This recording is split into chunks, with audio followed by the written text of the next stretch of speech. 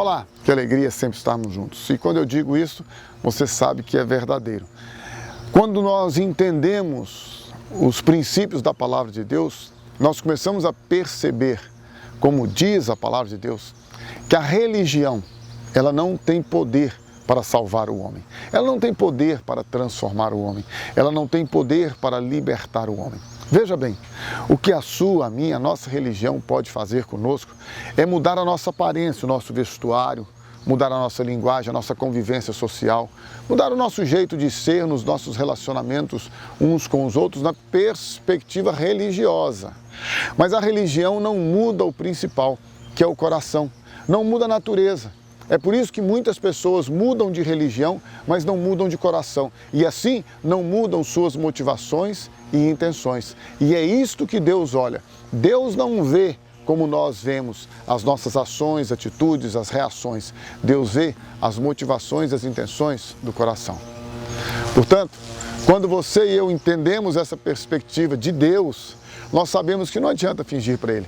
Tem muita gente que é boazinha com os outros, que quer fazer as coisas certinhas para ser aceita pelos outros, aprovada pelos outros, pela sociedade, pelo grupo que convive, pelas pessoas que ama. Isso é terrível, isso é uma doença terrível, isso é um problema sério. Você e eu vivermos por sermos aprovados pelas pessoas. Imagina que loucura na nossa cabeça. Você e eu fazemos as coisas para agradar as pessoas, para que elas nos aceitem. É por isso que religião, infelizmente, e esta ideia de que eu tenho que fazer as coisas como as pessoas querem, para eu ser aceito por elas, amado por elas, isso é uma coisa que nos leva à demência, nos leva à depressão, à angústia, à loucura. Nós não podemos e nem precisamos viver assim, porque Deus quer que nós sejamos quem Ele planejou, quem Ele estabeleceu para que nós fôssemos. E como Ele fez isso? Qual é o projeto de Deus para a sua e para a minha vida? Trocar o nosso vestuário? Trocar o nosso meio de convivência religiosa?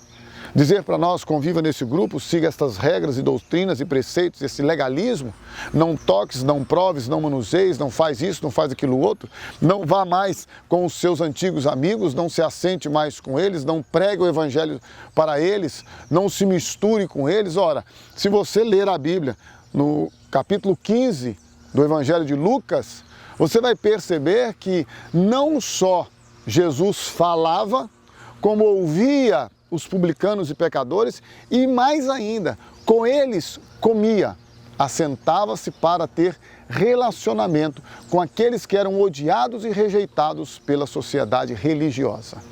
E diz a Bíblia também no capítulo 15, você pode ler lá os primeiros versículos, 1 e 2, que os fariseus e os escribas, os fariseus representando os religiosos e os escribas, os intelectuais, os conhecedores das escrituras, os fariseus, aquelas coisas relacionadas com as doutrinas humanas e tradições humanas, e os escribas pautados no legalismo.